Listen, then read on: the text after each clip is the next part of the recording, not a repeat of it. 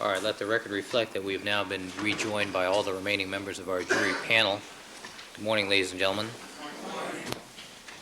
Ladies and gentlemen, the court has found good cause to excuse one of the jurors on the original 12, and we are going to select a replacement at this time. Mrs. Robertson, would you please draw a number from the list of alternates? Juror number 353, please have a seat in seat number 12.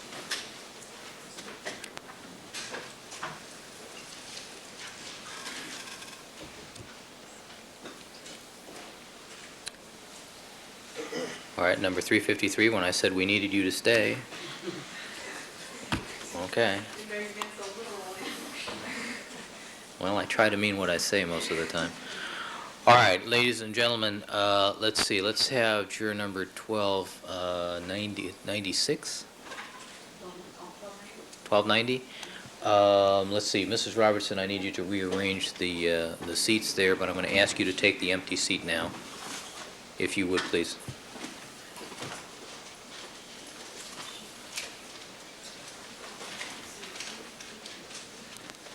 All right, now you can have one of the real seats. You're welcome. It's only in the bottom.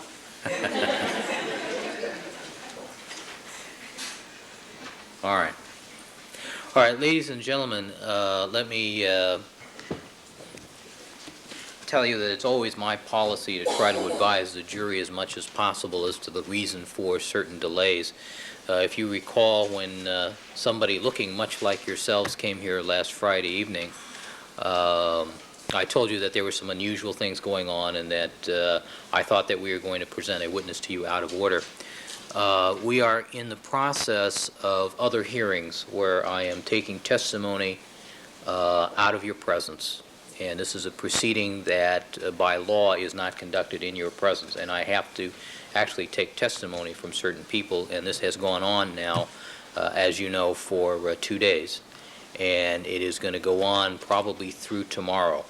Unfortunately, I did not anticipate that this would happen, but it's something that I need to, I'm right in the middle of. I need to finish, and realistically, it's going to take me at least through all day tomorrow to accomplish that. So I want you to know that we are here all day working. We're coming back at 1:30 with the lawyers to go through other matters, and that we're going to be taking testimony from people out of your presence on probably all day Thursday. So I'm not going to see you back here until Friday. But I think you're entitled to know that we're here and working all day. I apologize to you for the downtime, but we've had some additional entertainment things. Some of the producers of some of the Academy Award nominees have sent us videotapes of their films, which are not out in video yet, so you'll be getting some treats coming, and we'll try to make it as palatable as possible. But unfortunately, I have to do these things, and I have to do it out of your presence. I'm sure you are not thrilled about that, but I'm sure you'll understand. And when the trial is all over, as I mentioned to you, we're going to be giving you videotape of the news broadcasts that deal with the trial, some of the summary broadcasts that are done, and it'll all make sense to you maybe 6 months from now when you find out why it is that we're having this delay. I really can't tell you much more than that, but trust me, it'll be interesting when you find out about it. All right, we'll see you back here then Friday morning, 9 o'clock. Thank you.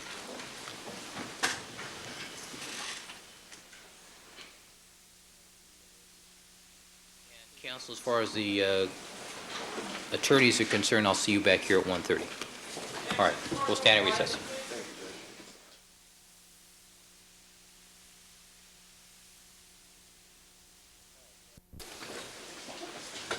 All right, good afternoon, counsel. Back on the record in the Simpson matter.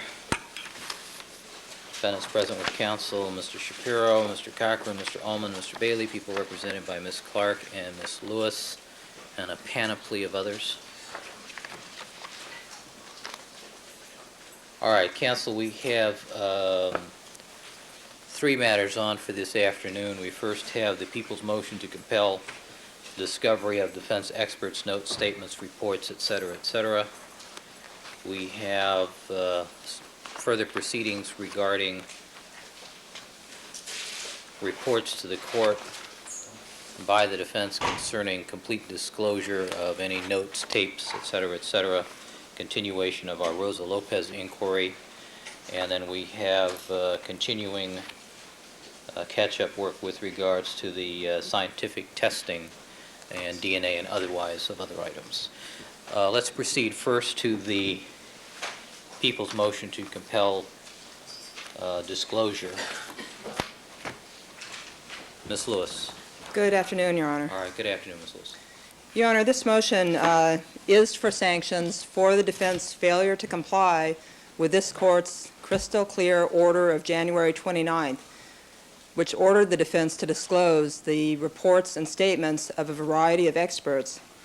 The court's order was so specific that I want to quote from it because it is such an egregious happening that they failed to comply in any manner with it. The court... Right, are you indicating that as of this moment, since that ordered actually January 30th, you have received from the defense Zero. nothing? Zero. Zero, Your Honor. The date of the order that I have entitled Discovery Sanction says January 29th. Well, I assume I'm referring to the same order as Your Filing Honor. stamp says January 30th. Okay. Your Honor, the court ordered, that's well over a month now, the court ordered the defense to immediately, and the court put the word immediately in bold to highlight it, immediately to disclose the statements and reports of any expert witness to be called at trial and or thus far mentioned in defense counsel's opening statement, including but not limited to Dr. Henry Lee, Dr. Lenora Walker, Dr. Geraldine Butts-Staley, Dr. Michael Baden, I don't know how to pronounce it, my apologies to the doctor, Dr. Carrie Mullis, Dr. John Gerdes, Dr. Barbara Wolf, and the doctors and other defense experts mentioned by defense counsel at locations that the court cited within the reporter's transcript to make it exactly crystal clear what the court was ordering. And the court also noted in that same order, along with that the practice of consulting with expert witnesses and instructing them to refrain from producing written notes is often viewed by trial courts with a certain skepticism as a subterfuge to circumvent reciprocal discovery obligations, and the court cited a federal case. And the court said in that order, it seems implausible that such expert statements or reports are not presently in existence given the complexity of the case, the preeminence of the experts involved, the number of attorneys involved, and the court's experience with the presentation of expert witnesses. Now, despite that crystal clear and specific order directing the defense to produce these things, Your Honor, they have produced zero. Absolutely no report, no statement, no note of any of the expert witnesses that the court ordered. If defense counsel had some problem with the court's order, its remedies are clear. The defense could have brought a motion to reconsider. It could have taken a writ, frankly. But the defense was obligated, once the court made that order, to produce those documents. Your Honor, I almost hate to say this, but we are willing to allow the defense one last opportunity. We're asking this court to order that those documents be produced by tomorrow, by 5 o'clock tomorrow, or to preclude those witnesses from being called at trial. And I think the case law certainly justifies it. The order has been in existence for over a month. The court warned within that ruling that was still a sanction which the court would consider in the future, and that would be the preclusion of the calling of witnesses by the defense. And we are asking the court for an order for that very sanction, assuming they fail to comply immediately, and immediately means immediately, like by 5 o'clock tomorrow. That's what we are requesting. Now, Your Honor, in filing this motion, not only did we seek to compel the defense to do what the court has ordered them to do, we are also seeking in this motion for the notes of their expert witnesses. The court's order in particular went to the statements and reports of witnesses. This is a dual motion on our part. I'm going to proceed in the optimistic fashion, though I really have less and less basis to be optimistic that the defense will comply with reciprocal discovery. But I am going to proceed in the optimistic hope that we will indeed get what we're supposed to from them and that they will not be precluded from being called as witnesses at trial. So in that vein, I want to talk about the case law which addresses specifically the production of experts' notes, because that is an area where the statute itself does not specify notes. Consequently, there has had to have been case law construing whether the discovery statute to determine whether indeed experts' notes are discoverable. All right, records reflect we've now been joined by Mr. Douglas. Good afternoon, sir.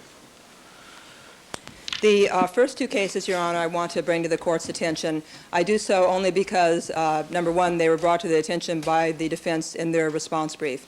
And I want to disabuse the Court of any notion that they are controlling in the Court's ruling that we're asking for this afternoon.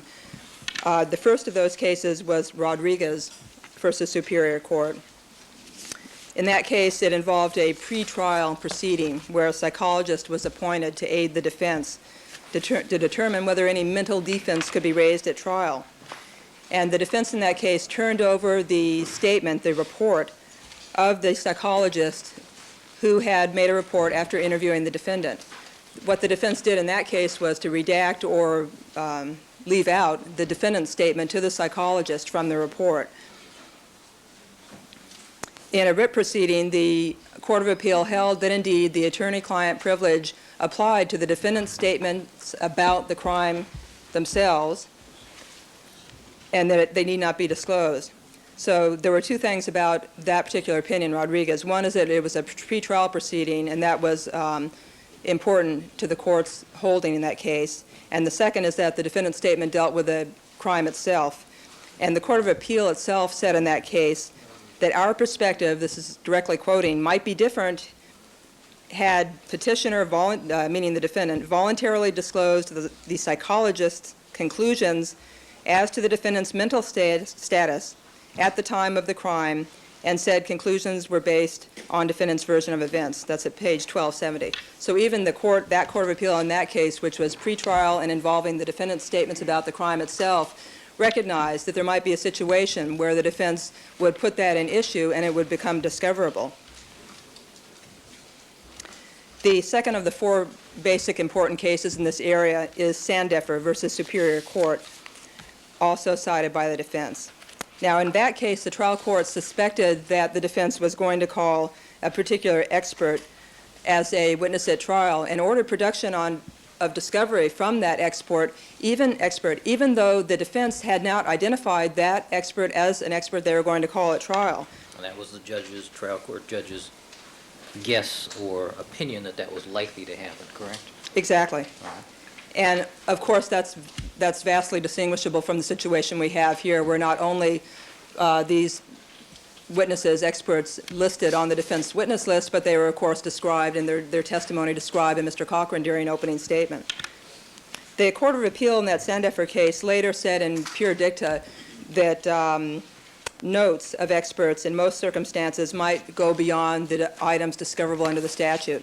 Now, we know for a certainty that that is pure dicta, because the case that is really of critical importance to the court in this proceeding right now, the Hines versus Superior Court case, called that dicta. And in Hines, it was Division I of the 4th District Court of Appeal, and in fact the same three panel of justices who decided, Sandeffer decided Hines, and in fact the author is the same of both opinions. In Hines, the issue dealt specifically there with the discovery of experts' notes. And the district attorney in that case sought the original documentation of the examination done by the expert who would be testifying. And the district attorney urged in that case that those notes, that documentation of the examination, should not be insulated from discovery simply by the expert saying that they were only going to be part of his final report, that he was going to finish with and finally have one report. The Hines court agreed with the district attorney in that case, the Court of Appeal did, and said the results of examinations, scientific tests, experiments, or comparisons, which is the language of the statute in 1054, should include the original documentation of the examinations, test, etc. Original documentation, including handwritten notes, if that be the case, and I'm quoting from Hines, would seem often to be the best evidence of the test, experiment, or examination. An expert should not be permitted to insulate such evidence from discovery by refining, retyping, or otherwise reducing the original documentation to some other form. That's at page 1822 of the Hines opinion. And the Hines Court further explained what it meant by notes documenting. It said that the defense was required to turn over factual determinations of the experts from observations made during an examination. So what Hines held in particular, and what's critical to this case, is that the notes of the observations of the testing must be turned over. What Hines held is that a third party, it also held that a third party expert's notes or conclusions or opinions were not discoverable, meaning that an expert whom the testifying expert relied upon, as distinguished from the testifying expert. And all these people included in the court's order are the testifying experts. It also held that interim reports expressing conclusions or opinions, interim conclusions or opinions of the testifying expert are not discoverable.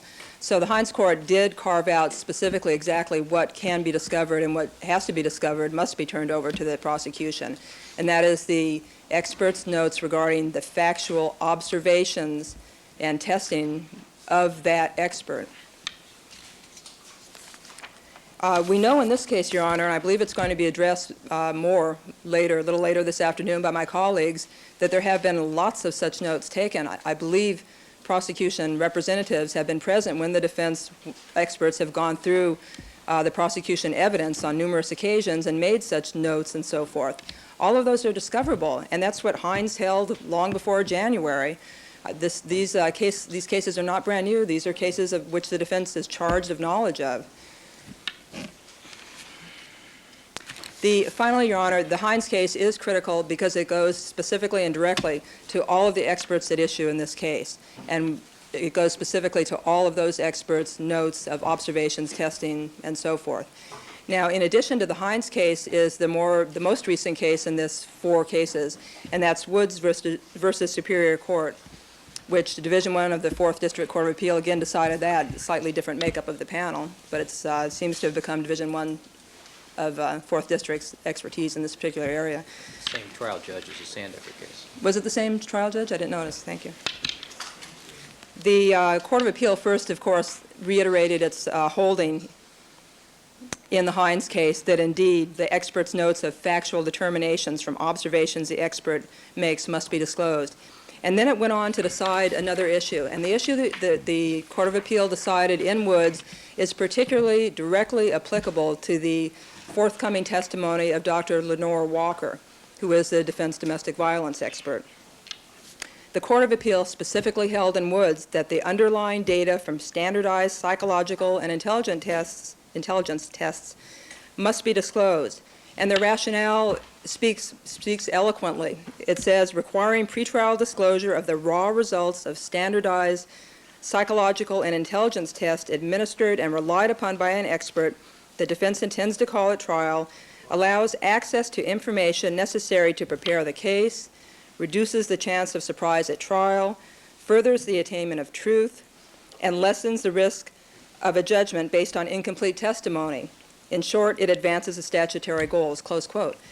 And in opening statement in this case, Mr. Cochran did tell the jury that Dr. Walker would testify. And I'll quote here, and you will hear ultimately about the battery of tests. And I think you will find that she will say that in looking at O.J. Simpson and interviewing him, in looking at him, at this point she finds no evidence of antisocial personality disorder, and I think you will find that becomes very important in this case. So what Mr. Cochran did by those revelations to the jury in opening statement is to make it absolutely clear, hit the nail on the head as far as the defense obligation to disclose all of those notes and all of the testing instruments, the raw data, all of that has been garnered by Dr. Lenore Walker.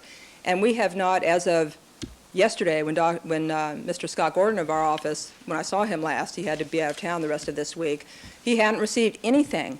Yet the Court of Appeal in Woods specifically held in that regard that is mandated.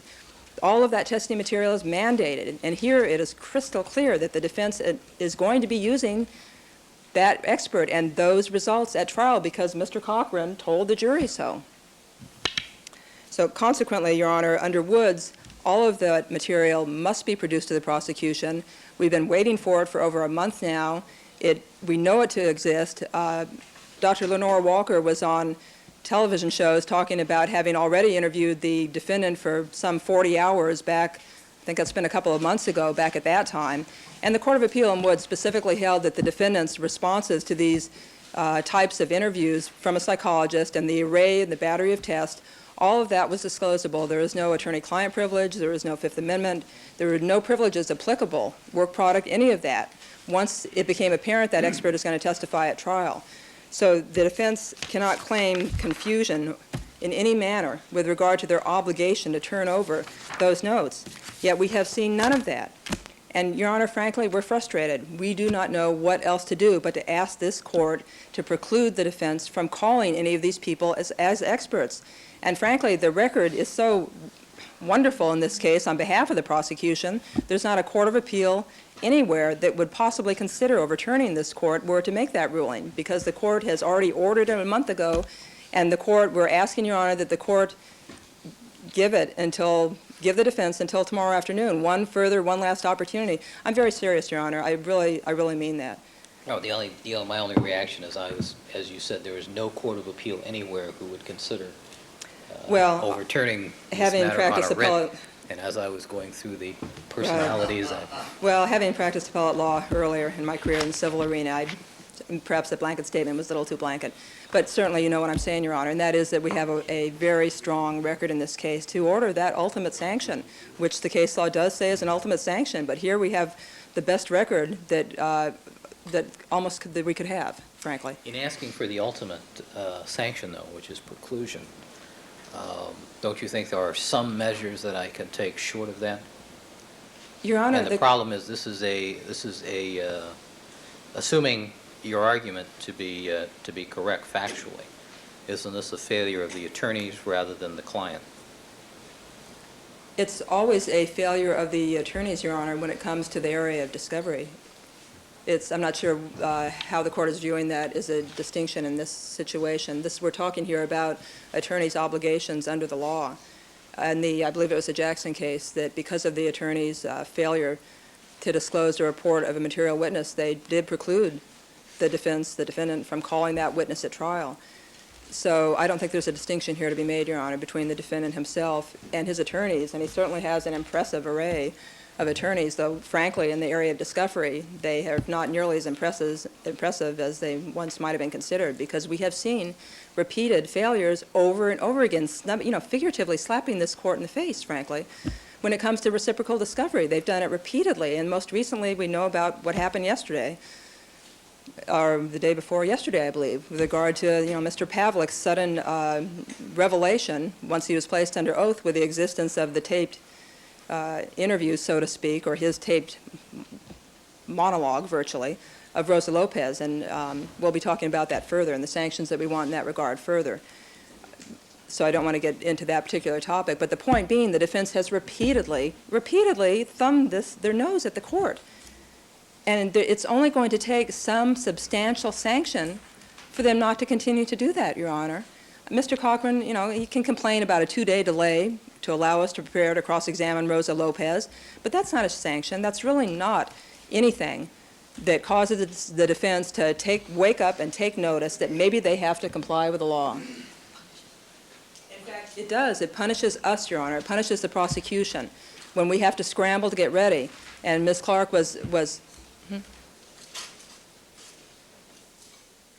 Ms. Clark made the point yesterday, again, that it does. It interrupts our case. What's happening now is not just that, okay, we have 2 days to prepare for additional cross-examination and to restructure the cross-examination with regard to Rosa Lopez. What it does is further interrupt our case in chief. I don't even remember the last time Detective Lang testified. It's been so long. Exactly. Okay. So there is a consequence out of their misconduct, which is only hurting the prosecution and has not so far had any significant effect on the defense, and certainly has not done anything that would cause them to stand up and take notice that this court means business. Then how do I deal with the defense argument, which is laid out in their response to your motion, that although, let's take for example with regards to Dr. Walker, I mean, clearly, there's an indication in opening statement that certain tests have been conducted. A battery of tests is referred to. Let's assume that to be true. However, with regards to the other experts, there is an argument from the defense side, for example, as to some of the forensic experts, some of the scientific experts, that their testimony and what they will be called to testify to cannot be accurately framed until the prosecution's case has been presented or it's a clear picture as what is going to be presented. How do you respond to that? Your Honor, there is no case law, hold on a second. There is no case law to support that position, and all of the case law is to the contrary. Once that they talk an opening statement about these experts and their testimony, even in general terms, they are obligated to produce it. In fact, I think it was the Woods Court that where that issue, a similar issue, was raised, and in that case, the Court of Appeal said the defense protests the vice of acceleration, in that disclosure must be made solely to preserve the option of calling the witness, even though not all reasonably anticipated witnesses are actually called. So that's similar, even though they don't exactly know exactly what their expert may be saying. And the Court of Appeal said, we sympathize with a position, but cannot accept the argument as a general proposition without doing damage to the statutory objectives of ascertaining the truth, saving time in trial, avoiding the necessity of postponements, and protecting against undue delay. And they said there it's especially true in cases of psychological character evidence, because that's what the Woods Court specifically was addressing, but the principle applies to all of the experts. Your Honor, the defense cannot hide behind that claim. There's no case law to support it, and all the case law is to the contrary. If they end up not calling those experts, or if their testimony differs, that is too darn bad. Mr. Cochran elected to make an opening statement, Your Honor. He elected to talk about these experts in his opening statement, and that election requires them to disclose the discovery that the case law mandates. May I have just a moment? Certainly.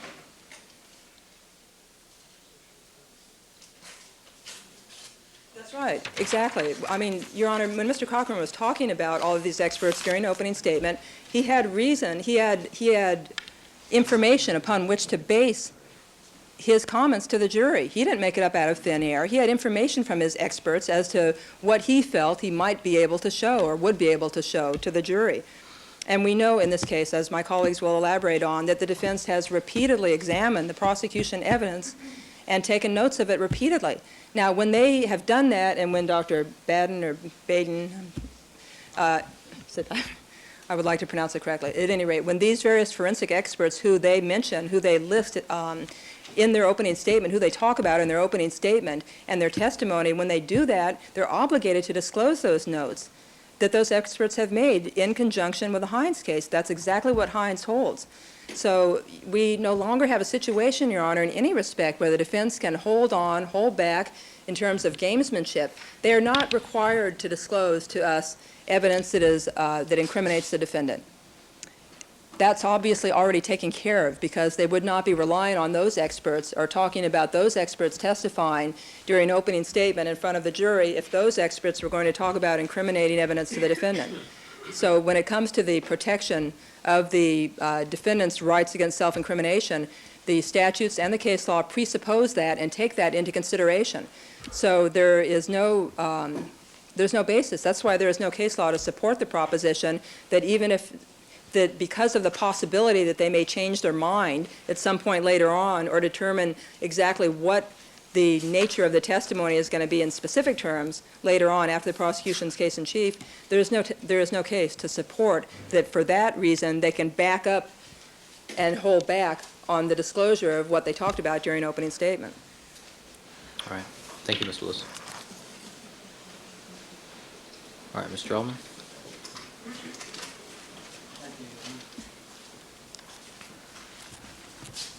Let me indicate at the outset that the defense position quite clearly is that there are no reports that Penal Code Section 1054.3 requires the defense to produce at this time.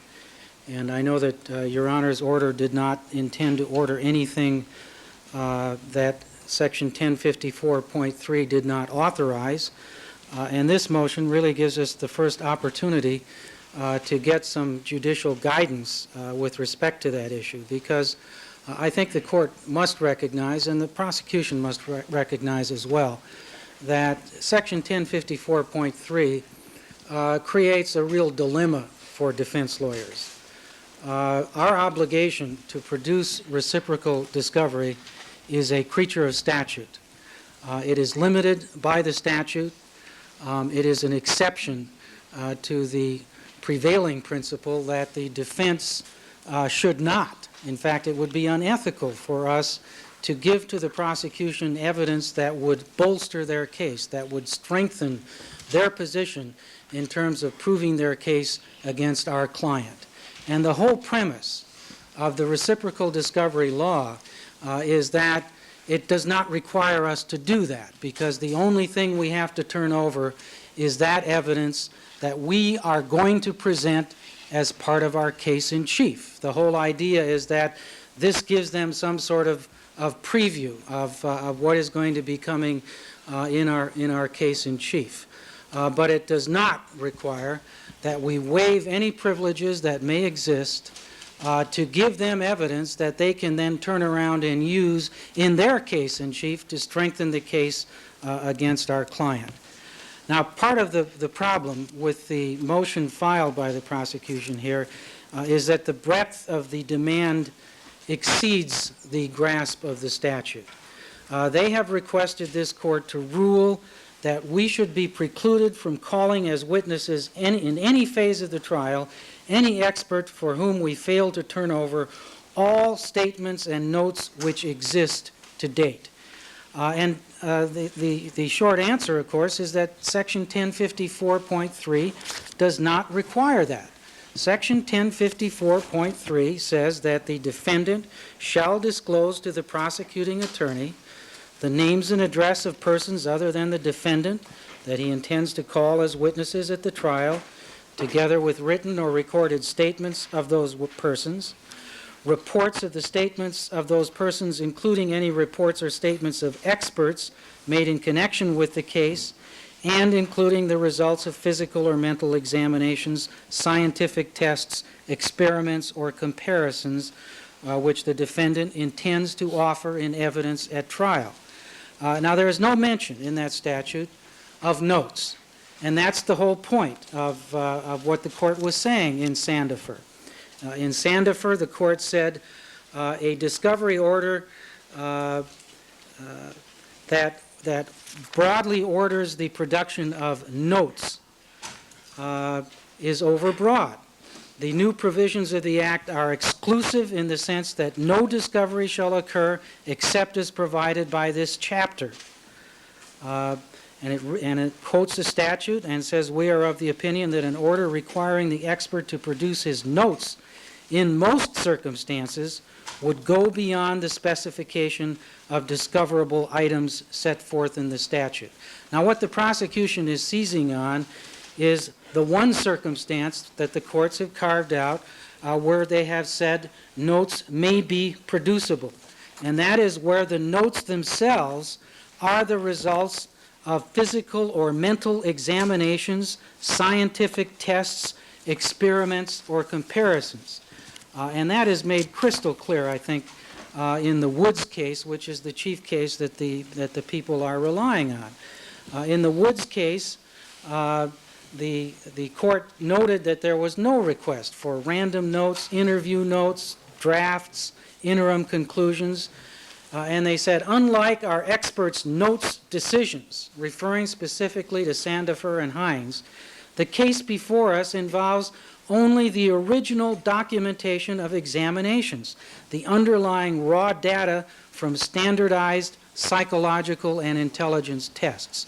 Now, I think what the court is saying is that where the test itself involves reporting the results by means of notes, for example, giving someone a Rorschach test and then noting what their response is to seeing a particular ink blot. Obviously, the notes would be the results of the test.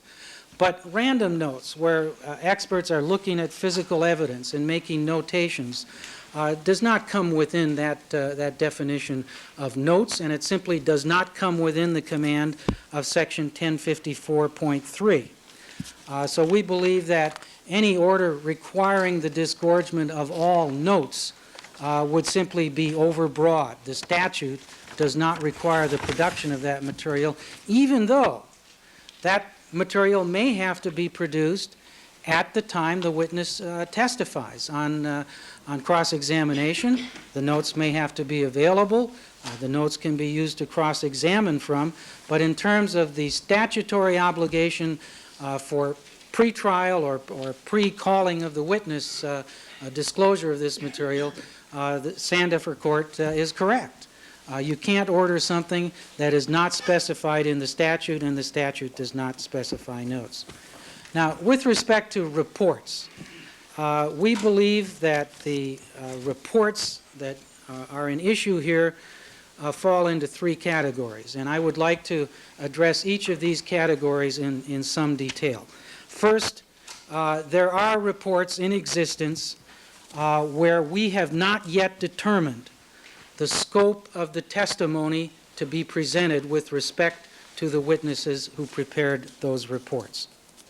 Secondly, we have reports that are in preparation, but the scope of the report itself, as well as the scope of the testimony to be presented by the expert, is yet to be determined.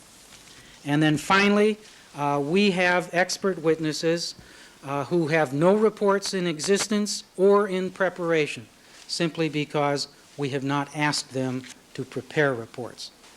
Now, I'd like to discuss the issues that each of these categories raises, because there are separate issues with respect to each. But the most relevant authority cuts across all three of these categories, and that is the case of Rodriguez versus Superior Court. In Rodriguez, which I think is the most relevant precedent that we have in terms of the application of reciprocal discovery to experts. And the court really provides some very significant guidance for defense lawyers in the course of dealing with the situation presented in Rodriguez. In that situation, the expert witness had been designated. There's no question but that the defendant provided notice that they were going to call Dr. Jose Lacalle as a witness.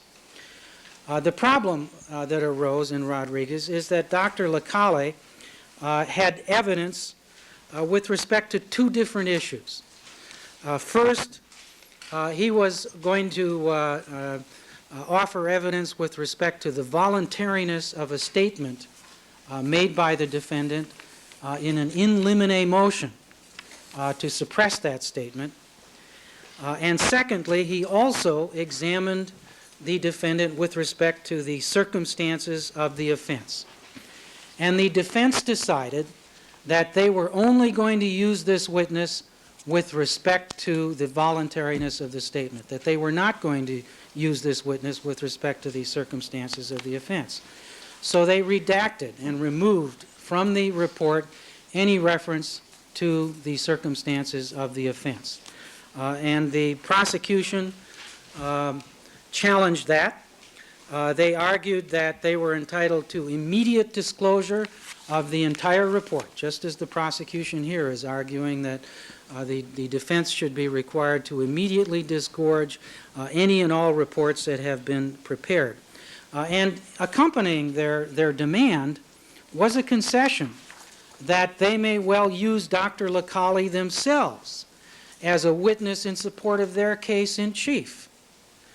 And the court made it quite clear that the mere designation of Dr. Lacalle as a witness did not simply waive any protection of privilege that the defendant might have, and looked very carefully at the interplay of Section 1054.3, which creates the obligation to produce the report, and Section 1054.6, which recognizes that the privilege of work product and statutory privileges and other constitutional privileges are not obliterated by the reciprocal discovery obligation.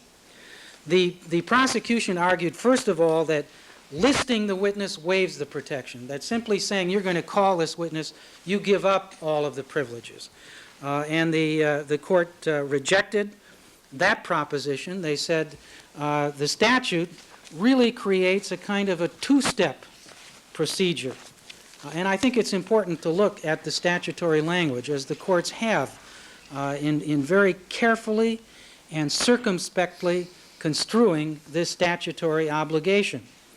The statute says the defendant shall disclose to the prosecuting attorney the names and addresses of persons he intends to call as witnesses at trial, together with statements, reports, etc., which the defendant intends to offer in evidence at trial.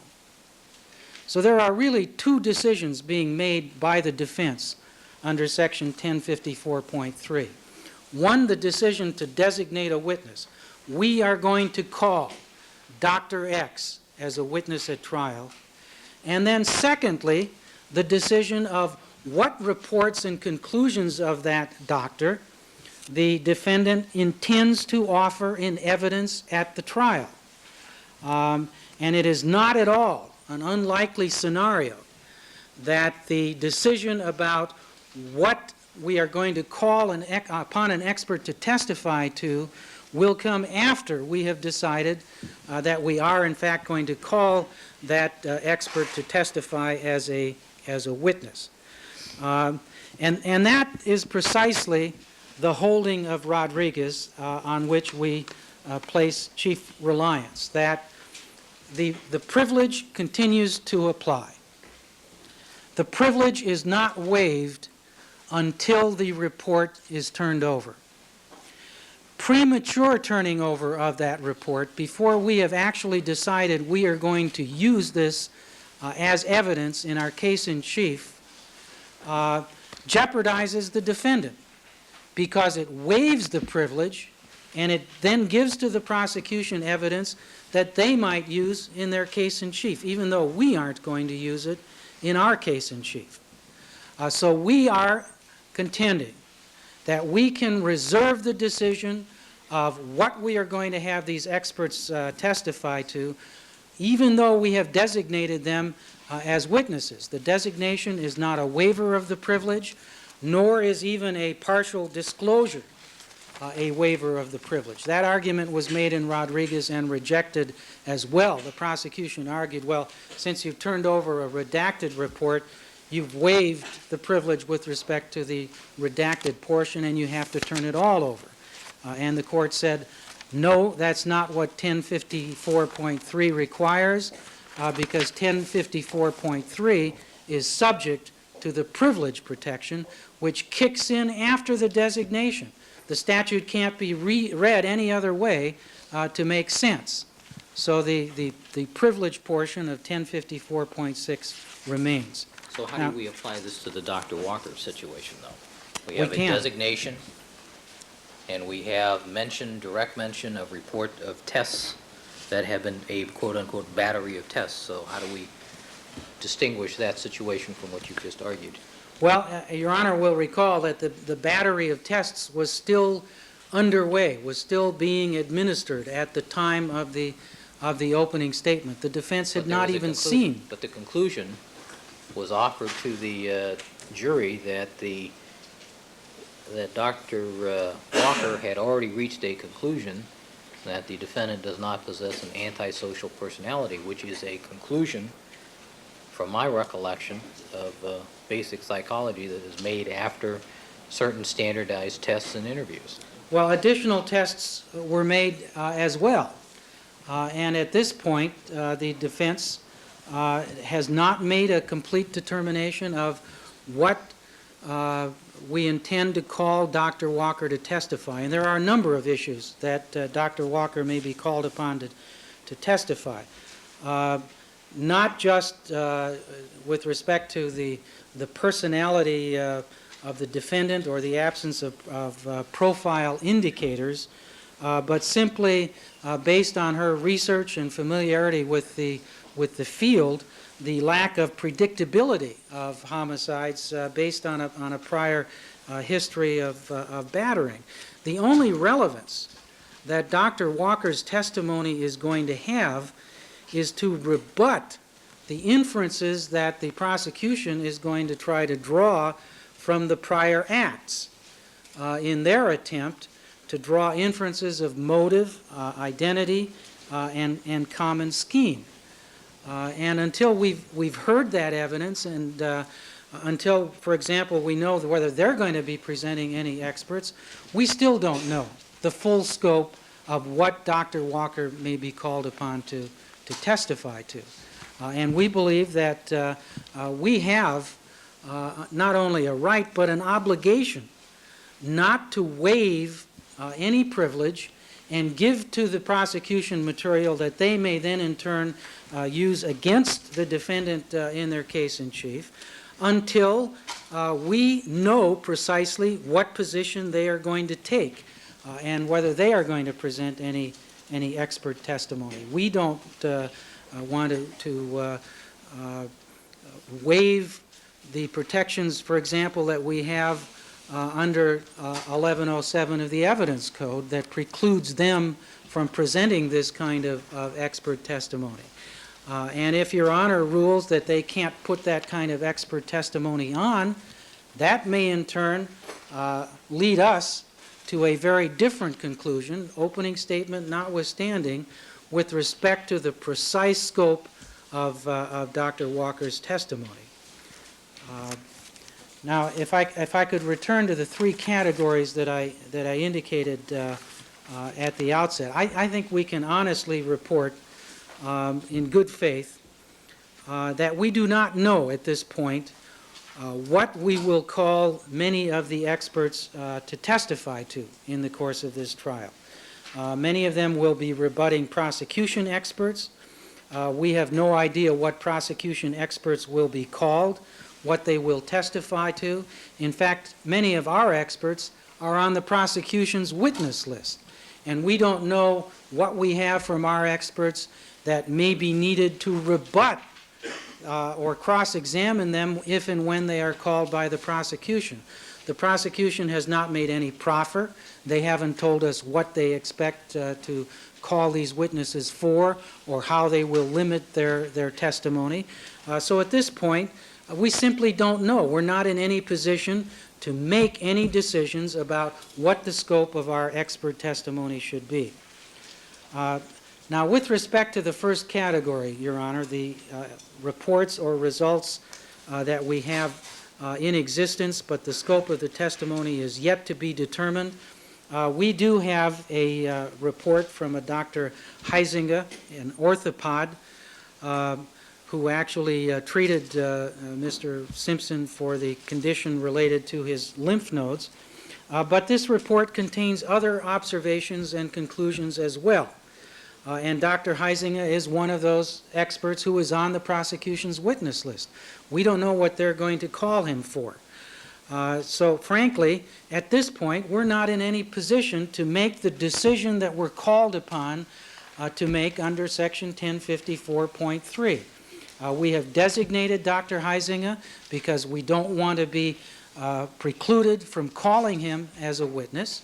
We want to make sure that he is on the witness list and available to be called, but we don't know what we're going to call him for. We don't know what he's going to have to testify to until we've heard from the prosecution, until we know which of his observations may be relevant and which of them may be appropriate rebuttal to the people calling this witness themselves. And there's no way we can make that decision until the point in the trial where that becomes clear as to whether he's going to be called, what he's going to testify to, and what observations are going to be in issue. And the risk, of course, is if we just turn this report over now and say, here you go, folks, they're going to have ammunition that they may be able to use against Mr. Simpson in their case in chief. And even though we have not yet made the decision that triggers their right to have a preview, to have a peek at this material, because we've decided we're going to present it in our case in chief. We also have already in existence the report of Dr. Henry Lee with respect to his examination of the contents of the sealed envelope. And Your Honor will recall that this report was already made available to the prosecution over our objection. And the objection, Your Honor will recall, is that we want to use this as rebuttal. And if we give this to them in advance, they may use it to shape their case in chief. And Your Honor, I think we've already seen that happen. We saw at the preliminary hearing that a fundamental premise of the prosecution's case was that Mr. Simpson went and bought a knife at Ross Cutlery approximately 2 weeks before the homicide took place. And the suggestion was made that that knife was used as the weapon in this homicide. What happened? We didn't hear anything about Ross Cutlery in the opening statement of the prosecution. At this point, from all appearances, it appears that they have completely abandoned this theory and that they are not going to contend that this was the weapon used or that the purchase of this weapon had anything to do with the commission of this crime. We believe that this evidence will still be relevant because a similar weapon was presented to the coroner, was presented to several other witnesses, and we're going to be in a position to use the contents of that envelope as part of our rebuttal case. But Your Honor can see the danger that by requiring premature disclosure of the expert testimony of defense experts, the prosecution then seizes on that to change the theory of their case, to change the testimony of their experts, to alter the decisions that they're making with respect to the evidence that they are going to present in their case in chief. Now, the second category that we're concerned about are reports or results that are in preparation, but the scope of the testimony is yet to be determined. And All right, certainly, so just so we're clear, Mr. Ullman, you're representing to the court at this point that the only two reports that are currently in existence are Dr. Heisinger, the orthopod, and Dr. Henry Lee with regards to the contents of the sealed envelope. that's correct, Your Honor. Okay. We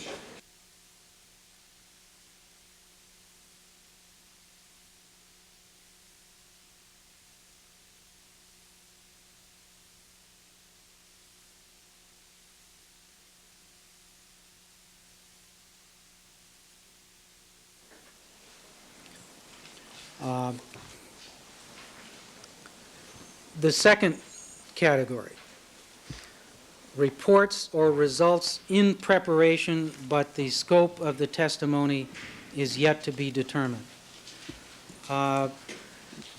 Now, in this category, we would put Dr. John Gertis, we would put Dr. Lenore Walker, and we would put Dr. Maltz relating to the treatment of Mr. Simpson's condition with respect to arthritis. Dr. Gertis is in the process at this moment of preparing a report on contamination in the Los Angeles Police Department laboratory. And that report is based on the LAPD laboratory's own data. And of course, we would prefer to have Dr. Gertis await the completion of his report until the presentation of the LAPD lab results in court.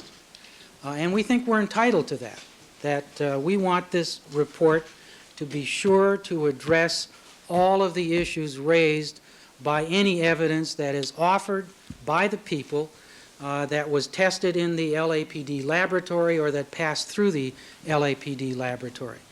We don't want to be in the position of the prosecution saying, well, what about this that was presented in our case in chief? That's not referred to in your report, and we think we're entitled to that. We're entitled to have our experts prepare one final report and not be in a position of presenting interim reports, of presenting a report with supplemental reports at the risk of confusing the jury, at the risk of our experts appearing less confident than they actually are because of the way in which the reports are produced.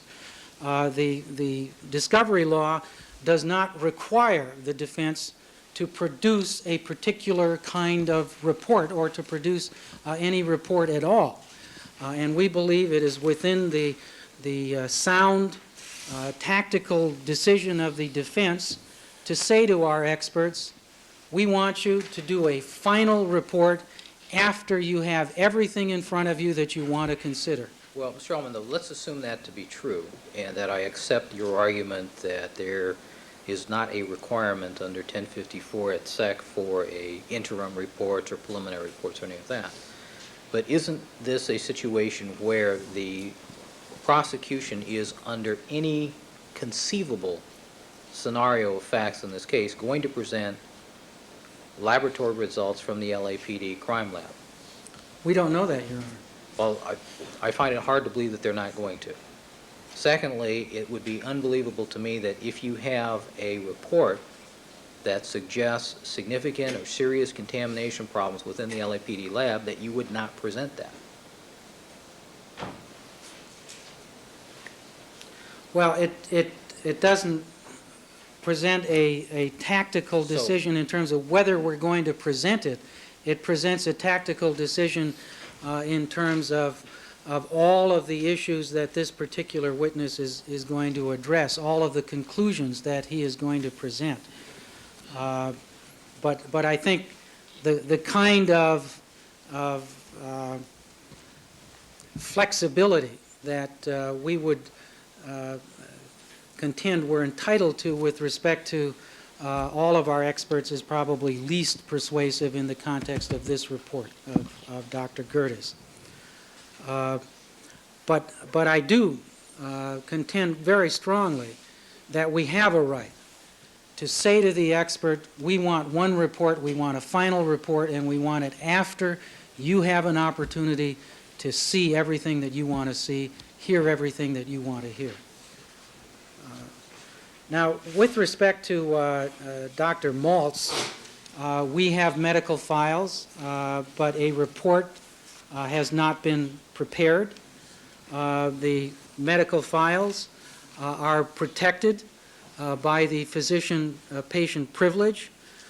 Disclosing this material is going to be a waiver of that privilege, and at this point we simply are not prepared to make a decision of how much or all of this particular doctor's observations we are prepared to waive in order to present him as a witness. But he is on the witness list, and a report or results are in preparation, but the scope of his testimony is yet to be determined. But haven't we already been apprised of that by the opening statement saying that the defense is going to show that Mr. Simpson had a long-established arthritic condition and that it was in an inflamed state on the date of June the 12th or thereabouts? I mean, aren't those two facts, if there are reports that support that now you have to disclose?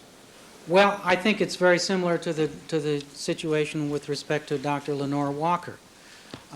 We would say, Your Honor, that the opening statement was based on preliminary oral information received from these experts. And the opening statement does not absolutely obligate us to call those witnesses. But it's certainly an indication of an intention to call those people. Yes. Okay. And we may indicate, just as designating them as witnesses on the witness list is an indication of intention. But the problem is that designating the intention to call them, just as the Rodriguez court indicated, is not a waiver of whatever privileges might apply to their testimony. And we still have yet to make a determination of the scope of the testimony that they are going to present. And we are entitled to await forming that intent, deciding we are going to put these people on, and these are the observations that we want to have them testify to before we turn that over. Now, it may be, with respect to Dr. Maltz, with respect to Dr. Walker, that there are some observations that we don't intend to have them testify to, that we regard as irrelevant to the issues that we are litigating. And the point is, if we're required to just disgorge everything and turn it all over before we have been able to make that kind of a detailed determination of what we're going to have them testify to, we risk waiving the protection of privileges that would otherwise prohibit the prosecution from having any access to this material. Now, the final category I want to address is probably the most difficult to address because of the comments by Your Honor in the order. And this is the situation where there are no reports in existence, there are no reports in preparation. The defense simply has not requested these experts to produce reports. And these experts include Dr. Michael Baden, they include Dr. Barbara Wolf, they include Dr. Henry Lee with respect to any other examinations other than the examination of the contents of the sealed envelope. They include some of the DNA experts that we have consulted with, like Dr. Carrie Mullis, who is mentioned in the motion. And Your Honor indicated that the practice of consulting with expert witnesses and instructing them to refrain from producing written reports is often viewed by trial courts with a certain skepticism as a subterfuge to circumvent reciprocal discovery obligations, and that it seems implausible that such expert statements or reports are not presently in existence, given the complexity of this case, the preeminence of the experts involved, the number of attorneys involved, and the court's experience with the presentation of expert witnesses. The first thing I want to do is assure Your Honor that what is going on here is not what went on in re Serra, which is the one case Your Honor cited where courts have imposed sanctions for the defense's instruction to a witness not to produce a report.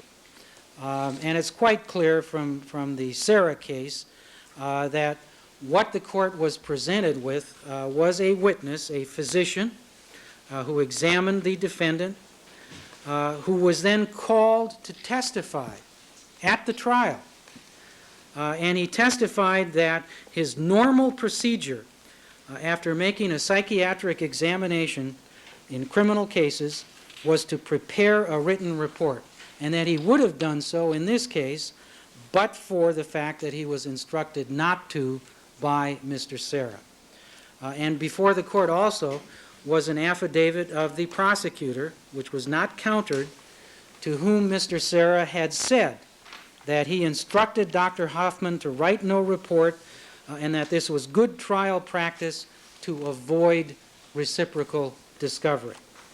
Mr. Serra was fined $1,000 for that and found in contempt of court. While Mr. Serra's candor was refreshing, as it always is, he's a very candid person, I can candidly report that that is not what is going on here. In fact, we have the precise opposite. We have experts whose normal general practice is not to produce reports unless those reports are requested. And we would contend that Section 1054.3 does not impose upon the defense an obligation to request a report simply so that report can be turned over to the prosecution, especially if there are legitimate tactical reasons other than avoiding reciprocal discovery as the only reason for not requesting that report. Frankly, Your Honor, the Sarah case is the only case I'm aware of in which the court, any court, ever imposed sanctions under these circumstances. I have never heard of a lawyer being sanctioned for not requesting a report. In fact, even in civil cases in California, we have a statute that requires any party to include in their demand for production all reports and writings, if any, made by an expert. And the leading commentators on civil discovery indicate that it's up to the lawyer whether or not, even in a civil case, to request a report, and the failure to request a report does not preclude anyone from calling an expert witness simply because that expert did not prepare a report. Now, obviously, when the expert is on the stand, the people can get up and say, "Did you prepare a report?" "No, you didn't." "Why not?" "Oh, it's not your normal practice to prepare a report?" Fine.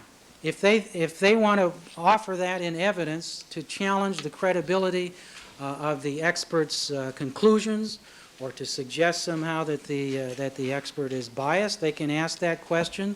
They can argue it. But if on redirect we can get up and suggest there may be other reasons than simply avoiding compliance with reciprocal discovery obligations for failing to ask for a report, that may counter any adverse inferences that they wish to draw from this circumstance. And, Your Honor, there are lots of reasons, other than just avoiding reciprocal discovery, for defense lawyers not to request reports. One, of course, is the availability of the expert's time. In fact, our contact with some of the prosecution experts in this case suggests that they've been told to keep on doing their testing and write their reports later, that the availability of limited amount of time of these very busy and very prominent experts suggests that perhaps we don't want them to take a lot of time right now preparing reports. We want them to be available to consult with us, to examine evidence, and not spend that time writing reports. Most experts are paid by the hour, so there's a cost consideration with respect to the preparation of reports. It simply adds to the cost of employing experts to pay them for the time-consuming process of preparing reports. Many of these experts are in an ongoing consultative role. That is, they are functioning really almost as members of the prosecution's team in terms of providing ongoing advice with respect to how we should handle experts called by the prosecution. And their role is a mixed role. They may be called to testify, they may not. But they are serving an ongoing consultative role, and if in the course of how the testimony is presented in the course of the trial, we feel we need to call them as witnesses, we will do so. And we should not be precluded from doing so because we did not request them to prepare a report. Finally, there is the consideration of leaks. I mean, the existence of reports adds to the risk of a leak. I don't think that's a concern that is an overwhelming one for us, but we have certainly seen in this case the problem on the prosecution side with the reports that were being produced being leaked to the press and reading about them in the newspaper. But I'm not suggesting that we have to disclose all of our tactical reasons for ordering a report or not ordering a report. I think these are within the legitimate domain of tactical considerations by the defense, and it is certainly not intended by Section 1054.3 requiring disclosure of reports, that an obligation be created to create reports to disclose.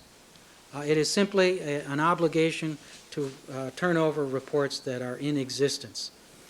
So, Your Honor, in conclusion, we would contend that the demand of this motion is overbroad by calling for all reports and all notes without distinction, even though the statute requires some very important distinctions be made. The demand is premature because there is no obligation to produce reports until the defense has formed their intent to offer those reports in evidence. And in good faith, I can represent to Your Honor that with respect to most of these experts, that decision simply has not been made yet. It cannot be made. It cannot be made by any responsible defense lawyer at this point in the case to wholesale turn over information about what experts are going to testify to and waive whatever privilege protects that information until we know more about the prosecution case, what they're going to present, what they're not going to present. And finally, that complying with this demand would violate privileges that are protected by 1054.6, including the work product privilege, the attorney-client privilege, and the Sixth Amendment constitutional right to assistance of counsel. Thank you, counsel. Ms. Lewis, any brief response? Your Honor, a couple of major points to be made. The first of those is that we are at a point where the court has already ordered the production of these documents. A lot of what Mr. Yeoman, actually everything Mr. Yeoman has just tried to argue to the court is seeking to relitigate what the court has already ordered conclusively and what the court ordered under the authority of the law. Hines, Woods provide for the court's order, and the court has ordered in conjunction with that outstanding case law and the statutes. So the court's order as it stands is already there. The defense is in a position where they should be defending why they haven't turned this stuff over and why they're not going to turn it over by 5 o'clock tomorrow. They should not be relitigating and seeking to revisit the legal issues involved because those have been litigated and they have been visited. Now, Your Honor, the defense argument is that because we don't know the scope of the testimony of these experts, we're not obligated to turn over any discovery with regard to them, nor are we obligated to ask them for a final report until we know finally and for sure everything that they're going to hear that may be relevant to their writing that final report. That cannot be the law. There is no support for that, and it's clear why. When the discovery statute explicitly and expressly refers to the reports and statements of expert witnesses, it contemplates their being turned over, and that's why they're listed there. Otherwise, in every case, a defense attorney could say, we're not sure exactly what information is going to be pertinent to this expert's testimony until we've heard it all. And therefore, until that expert is called to the stand to be examined by the defense, he hasn't heard everything that might possibly affect his testimony. So until he's called to the stand, he can't be asked to write a final report, and the scope of his testimony is undetermined. Your Honor, this idea that the scope of the testimony has anything to do with discovery is disingenuous at best. There's just no law to support that. The defense attorneys in this case made a very important tactical, strategic decision to make a detailed opening statement and to talk about these witnesses, these experts, within the context of that opening statement. And when Mr. Cochran got up in front of that jury and talked about those experts, talked about not only the experts that we've heard mentioned so far, but tire tread experts, shoe print experts, cuts on hands experts, when he chose to talk about all of those experts and their forthcoming testimony, that conclusively nailed it that he reasonably anticipated calling those experts as witnesses at trial under footnote 11 of Izazaga versus Superior Court. That conclusively conclusively established that intention. It does not matter what the defense says now. They cannot go back on that and say, well, we're not sure and we want to hear the full scope for legal purposes, which is what we're involved in here. We're involved in a discovery proceeding where the court determines legal issues. We're not talking about a factual determination. The defense is almost trying to pull into this legal discussion a factual determination for the court to have to make a finding. But their discussion during opening statement operated as a matter of law to waive any privileges and to require them to disclose the discovery which the discovery statute mandates. It is outrageous for the defense to get up here and now seek to insulate these witnesses and their reports and their notes from discovery by waiting until they testified. That's what the old law was, Your Honor. That was pre-Prop 115, where the defense experts did not have to disclose their materials until they testified. We're in a new age, we're in a new era called reciprocal discovery, and we have been for 5 years now. And that law, including the case law construing it, requires them to disgorge, to use Mr. Ullman's word, this material. And the discovery law in no way, the cases have already held this, in no way does it reduce the prosecution's burden to prove the defendant guilty beyond a reasonable doubt. In every case where the defense elects to make an opening statement, it gives the prosecution a better idea of what's coming up and therefore allows for that much better preparation of the prosecution's case. That's just the risk the defense takes and knowingly takes when they make the very clear tactical and strategic decision to make an opening statement. And they made that decision in this case not only to make an opening statement, but to make a many hours long opening statement detailing all of these areas. So when Mr. Ullman says we don't want to waive, it's too late. They have already waived. They waived before opening statement, but they conclusively nailed it when they discussed all these experts during opening statements. There is no longer an issue of waiver. All of this has been waived, and it was waived weeks ago now, over a month ago.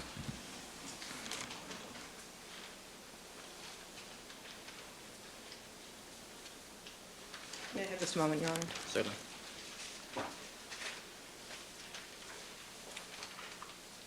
Your Honor, one thing that is very troubling about what Mr. Ullman says, it's almost as though the defense is seeking to put the words in the mouth of the expert as far as what the expert is going to say on the stand and as far as what the expert is going to report on. Now, are these experts, are these independent witnesses who are going to offer unbiased testimony, or are these... I see the court stifling a yawn. I don't... No. I was just shifting position here. But, you know, truthfully, I mean, it sounds alarming. Mr. Ullman's statement suggests that the defense wants themselves to do everything they can but write the reports themselves. There is simply no case law to support that they can insulate their experts' opinions, conclusions, and certainly nothing suggesting they can insulate their notes of their observations and testing, all the case laws to the contrary, to fashion it in a manner they desire. These are supposed to be independent experts. They simply cannot treat them as defense lackeys. There's a stronger word we sometimes use here that I don't want to use before this court, but as defense lackeys to do exactly what the defense bids. The defense in this case made that strategic, tactical decision when Mr. Cochran talked at length in front of the jury. Now they are obligated to live with the consequences of that decision. They cannot have their cake and eat it too. They made that decision. The cat is out of the bag. The barn door is open. They have to live with the consequences, the legal ramifications of what indeed they have set up for themselves. Otherwise, the reciprocal discovery provisions when it comes to experts have absolutely no meaning and no effect, because any defense attorney in any case could insulate their expert until the time that expert takes the stand. Going back to the law for a moment, since that's really what the court will be focusing on here, the Rodriguez case was a pretrial case where the only thing that had happened is that the expert had been designated as one intended to call at trial. There had been no discussion in opening statement or otherwise during trial in front of the jury of what the expert would testify to and the area the expert would testify to. So we're far beyond what the Court of Appeal had to decide in the Rodriguez case. I want to make a point with regard to Dr. Henry Lee's report in the sealed envelope, Your Honor. That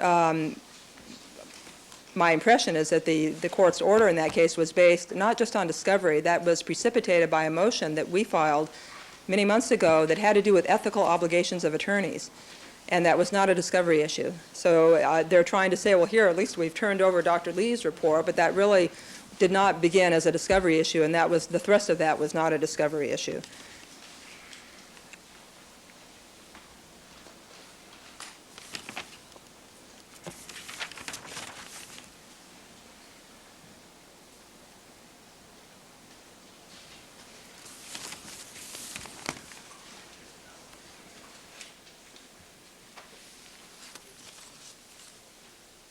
Your Honor, finally, I want to make the point that the court has already ordered this material produced. The order was in full compliance with the law.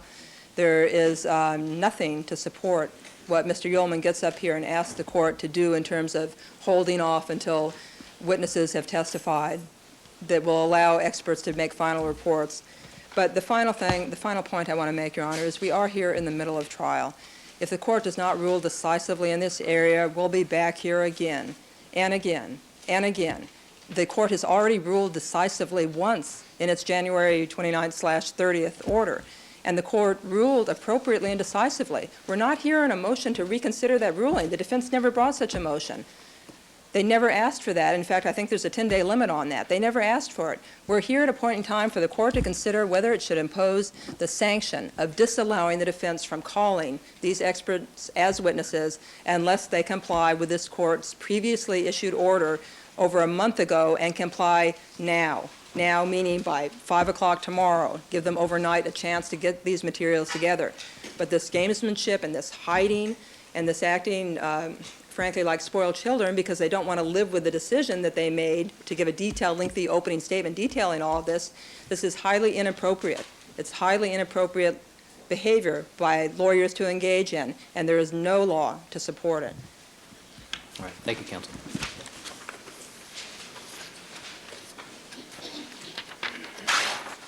All right, counsel, what I'm going to do on this matter, because there are several discrete issues of discovery, several discrete reports, experts, each of which is in a slightly different posture, both on the basis of what was said during the opening statement, on the basis of what's been represented to the court. I am going to issue an amendment to the court order that more specifically delineates what is being ordered to be disclosed. And I hopefully will issue that sometime tomorrow. All right.